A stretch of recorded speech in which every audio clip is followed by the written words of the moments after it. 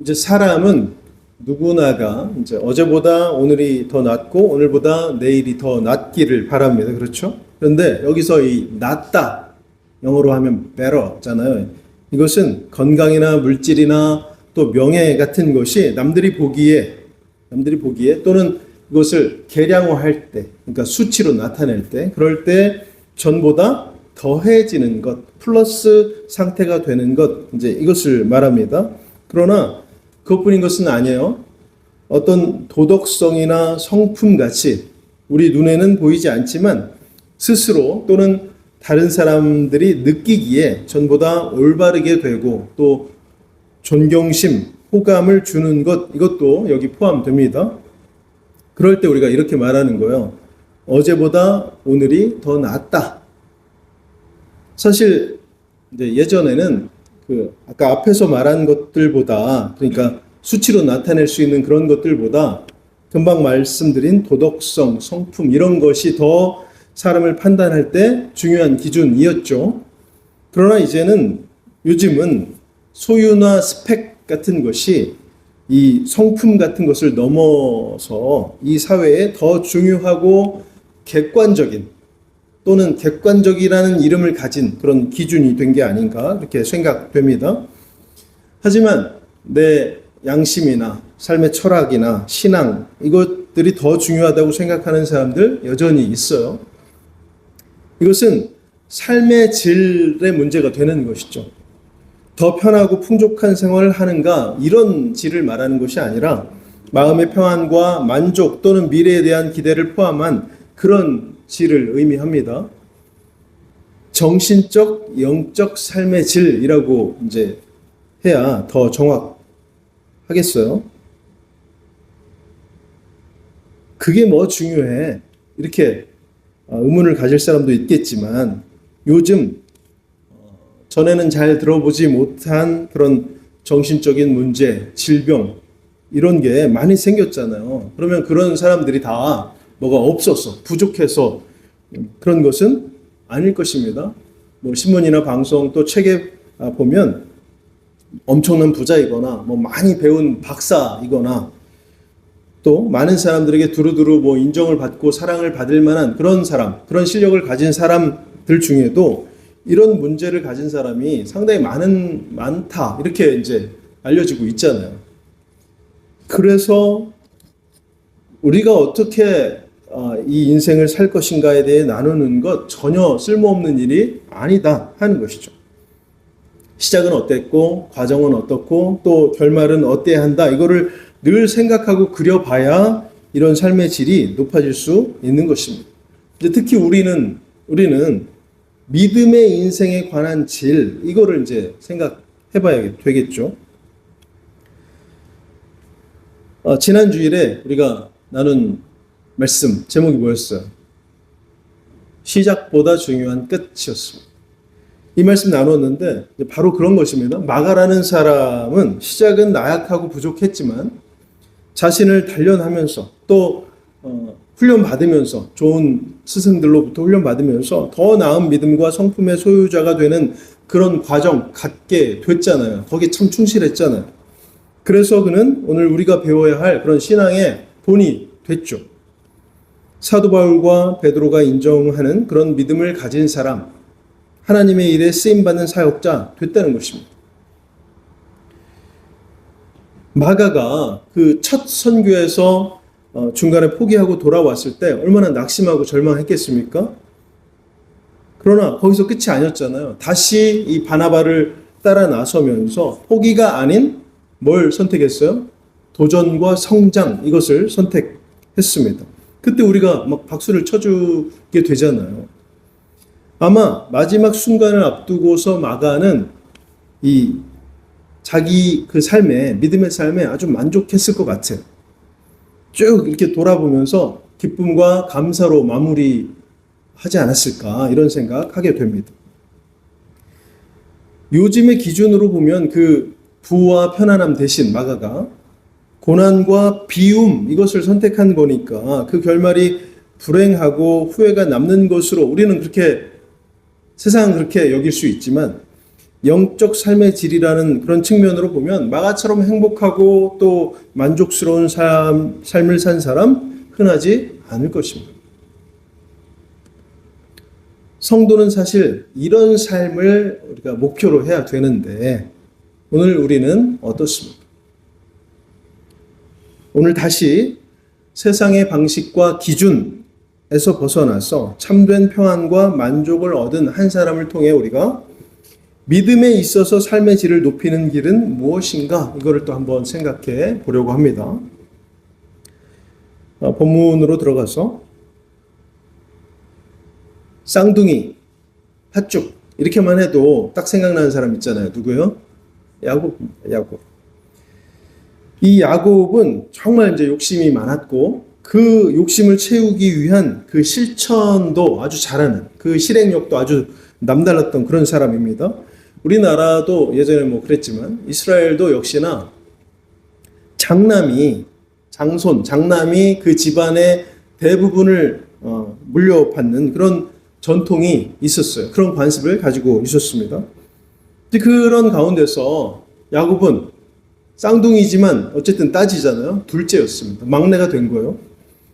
그러니까 이 야곱 자신이 더 많이 가지기 위해서 더 나은 삶을 살기 위해서 세상의 방식 또 그 수단 총동원하게 됐습니다. 아까 처음에 말했던 그런 계량적인 삶의 질을 위한, 그러니까 그 물질적인 삶의 질을 위한 그런 인생이었다 이렇게 말할 수 있겠어요. 그래서 어떻게 했어요? 아버지를 속이고 형을 기만하고 거짓과 위선이 난무하는 와중에 자기가 원하는 것들 기어코 얻어냈습니다. 뭐를 얻어냈어요? 바로 크게 두 개로 말하면 장남의 지위와 또 하나는 아버지의 축복. 이걸 얻어냈어요. 둘은 또 연결되죠. 그러나 야곱이 이것들을 얻음으로 인해서 그의 인생이 불행해지기 시작합니다. 그대로 그냥 원래대로 형 에서가 그 장자의 지위를 누리고 자신도 주어진 삶에 만족했다면 가족을 떠나서 20년이 넘는 그 도피 생활 또 거기서 살아남기 위해 속고 속이는 그런 생활 안 했어도 됐을지 모릅니다. 그러나 그는 자신을 죽이려는 형과 또 자기가 속인 아버지와 또 등 떠미는 어머니를 떠나야만 그렇게 했죠. 그 후에 이제 외롭고 고달프고 늘 등 뒤를 조심해야 되는 그런 생활 시작하게 됐습니다. 어디서? 이방 땅에서. 아마 그때가 야곱이 하나님으로부터 또 가족으로부터 믿음으로부터 가장 멀리 떨어져 살던 때였을 것 같습니다. 믿음을 완전히 버리진 않았지만 세상의 기준에 맞춰서 그렇게 살다 보니까 하나님은 점점 희미한 존재로 느껴지는 겁니다. 아내를 얻는 일이 또 양과 염소를 확보하는 일이 외삼촌 집보다 더 많은 것을 소유하고 누리는 것이 그게 그 야곱의 눈앞의 목표였어요. 자연히 다른 것들, 더 중요한 것들 외면하게 됐죠. 멀리 하게 됐습니다. 뒤로 밀리게 됐어요. 그게 뭐예요? 바로 믿음이에요. 믿음. 제가 표준 세번역으로 창세기 30장 43절 말씀 봉독하겠습니다. 이렇게 하여 야곱은 아주 큰 부자가 되었다. 야곱은 가축대뿐만 아니라 남종과 여종, 낙타와 나귀도 많이 가지게 되었다. 여러분 어떻습니까? 고향집을 떠나서 이만하면 성공한 삶이 아닌가요? 승리했다. 그런 사람이다. 이렇게 말해도 되지 않을까요? 그런데 아니죠. 아닙니다. 그 외삼촌 집 식구들이 다 이 야곱을 도둑으로 생각했어요. 도둑으로. 그 사촌 형제들이 쭉 있었잖아요. 이 사람들이 저놈이 우리 집 재산과 우리 누이들을 다 가로채 갔다. 이렇게 여기면서 미워하고 질투했어요. 많은 것을 소유하게 됐지만 더 이상 거기서 살 수 없는 지경에 이르게 됐습니다. 언제 어떻게 될지 모르는 두려운 상황 속에서 또 그 많은 가족들도 지켜야 했으니까 얼마나 불안했겠어요, 매 순간. 바로 그때 하나님께서 야곱에게 말씀하십니다. 그게 31장 3절 말씀이에요. 제가 봉독하겠습니다. 여호와께서 야곱에게 이르시되 내 조상의 땅 내 족속에게로 돌아가라. 내가 너와 함께 있으리라 하신지. 장자가 되면 또 축복을 받으면 재산을 늘리면 그러면 다 되는 건 줄 알았어.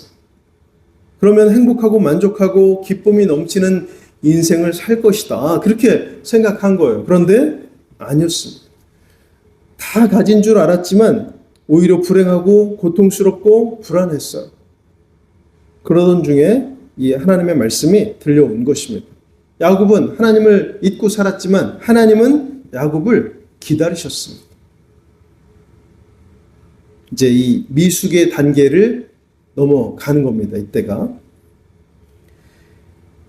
이제 가족을 이끌고 고향으로 향하게 됐어요. 야곱이. 집으로, 하나님께로, 믿음으로 돌아오는 과정이 됐구나. 이 사실을 야곱이 야복나루에 이르러서야 이제 실감하게 됩니다. 그때까지 세상의 방식을 버리지 못한 이 야곱이 형 에서를 만나서 생길 어떤 상황들 여러 가지로 가정하면서 대안을 막 몇 가지로 준비했거든요. 두려운 겁니다. 앞으로 닥칠 그 상황을 인간적으로 생각해 보면 그게 오늘 말씀 앞에 6절인데 사자들이 야곱에게 돌아와 이르되 우리가 주인의 형 에서에게 이른즉 그가 400명을 거느리고 주인을 만나려고 오더이다. 야곱에게는 이 말이 어떻게 들려요? 당신의 형님이 군사 400명을 이끌고 지금 여기로 오고 있습니다. 쳐들어옵니다. 이렇게 들렸을 거예요. 지금 잘못하면 다 잃게 될 상황이라고 이제 판단했겠죠. 그래서 막 그 무리도 나누고 누가 앞에 가고 뒤에 가고 어떻게 또 순서도 짜고 가족 중에서도 순서를 나눠서 가고 또 형에게는 또 어떻게 하면 달릴 수 있을까 해서 막 예물도 몽땅 보내고 그러잖아요. 그러다가 자신이 할 수 있는 것들을 쭉 그렇게 해봤지만 한계라는 것을 깨닫게 되고 그것이 있다는 것을 알게 되고 드디어 하나님께 간구합니다. 그게 이제 오늘 앞에 9절 말씀인데 함께 보겠습니다. 9절 시작. 야곱이 또 이르되 내 조부 아브라함의 하나님 내 아버지의 이삭의 하나님 여호와여 주께서 전에 내게 명하시기를 내 고향 내 족속에게로 돌아가라. 내가 네게 은혜를 베풀리라 하셨나이다. 근데 사실은 야곱이 지금 은혜를 베풀어 주신다고 하셨습니다. 이렇게 말했지만 제가 아까 좀 크게 봉독했잖아요. 뭐라고 하셨어요? 사실은 정확히 말하면 하나님께서 야곱에게 내가 너와 함께 있으리라 이렇게 말씀하셨습니다.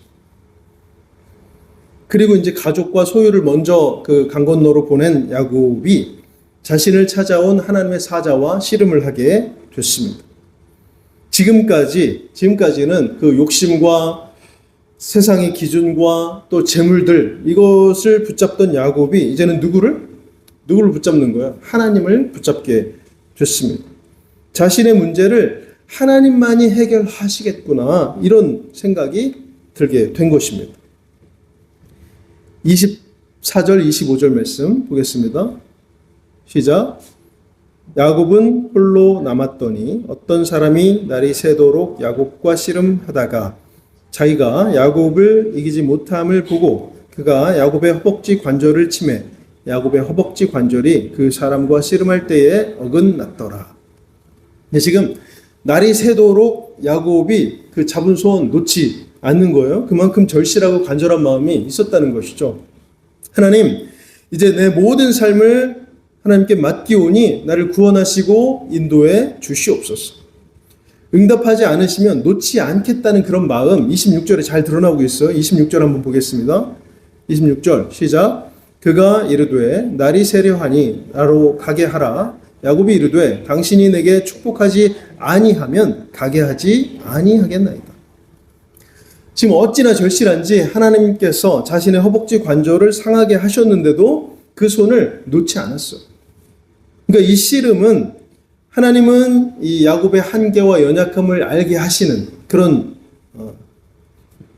그 상황이 됐고, 야곱에게는 하나님만이 연약한 자신을 새롭게 하실 분이라는 사실을 더욱 확신하게 되는 그런 사건이 됐습니다.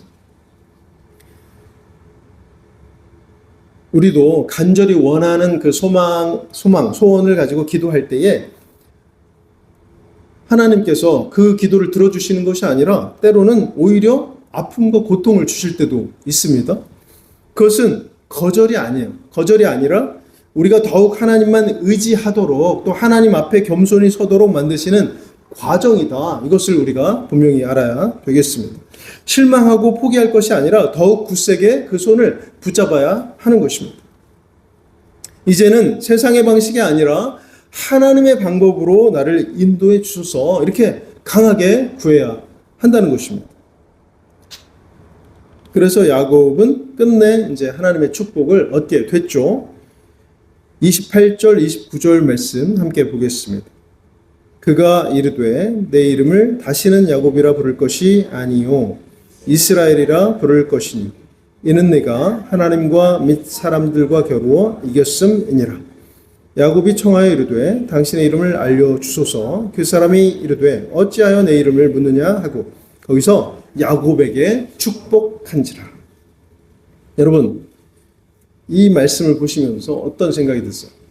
아, 야곱이 힘이 셌구나. 하나님도 이기네. 실제로 야곱이 하나님을 이길 수 있어요? 하나님의 사자를 이길 수 있습니까? 지금 하나님께서 야곱에게 힘으로 진 거예요. 돌아온 야곱의 그 믿음을 테스트하신 것입니다. 하나님께서. 야곱이 얼마나 하나님을 의지하고 있는지를 확인하신 다음에 축복을 하신 것이죠. 이삭이 지어준 이 야곱이라는 이름의 뜻 뭡니까? 발 뒤꿈치를 잡은 자 또는 속이는 자 이거였거든요. 그런데 이제는 뭘로 이름이 바뀌었어요? 이스라엘. 하나님을 싸워 이긴 자가 아니라 하나님의 도움으로 승리하는 자입니다. 이 뜻이. 그의 이름이 이렇게 바뀌는 것은 이제는 이 야곱이 아버지 이삭에게 속한 혹은 세상에게 속한 그런 인생이 아니라 하나님께 속한 인생이 됐다. 그런 사람이 됐다. 이것을 의미하는 것이죠. 길이 바뀐 거예요. 목적지가 달라진 것입니다. 오늘 30절 말씀 함께 보겠습니다. 30절 그러므로 야곱이 그곳 이름을 브니엘이라 하였으니 그가 이르기를 내가 하나님과 대면하여 보았으나 내 생명이 보존되었다 함이더라. 지금 야곱은 확실하게 하나님께서 나를 보호하시고 인도해 주시는구나 이 사실을 깨닫게 됐어요. 여기 브니엘이라는 단어가 나오는데 이 뜻이 뭐예요? 하나님의 얼굴입니다. Face of God이에요. 하나님의 얼굴.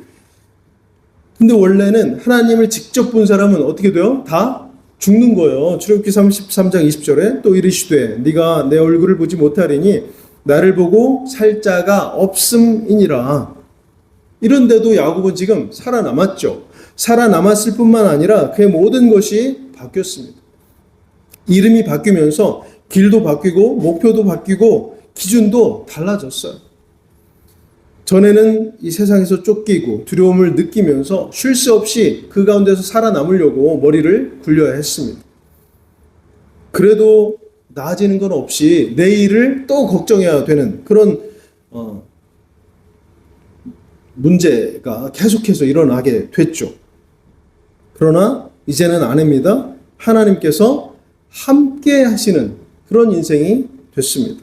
하나님을 대면한 사람, 특별한 인생이 됐다는 것.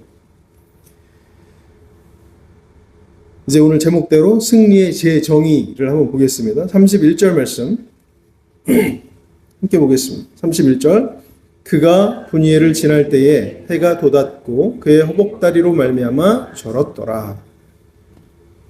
저는 이 구절을 보니까 마치 한 영화의 한 장면처럼 그렇게 느껴졌어요. 멀리 이제 나루터 건너편, 그러니까 이제 지평선이 있죠.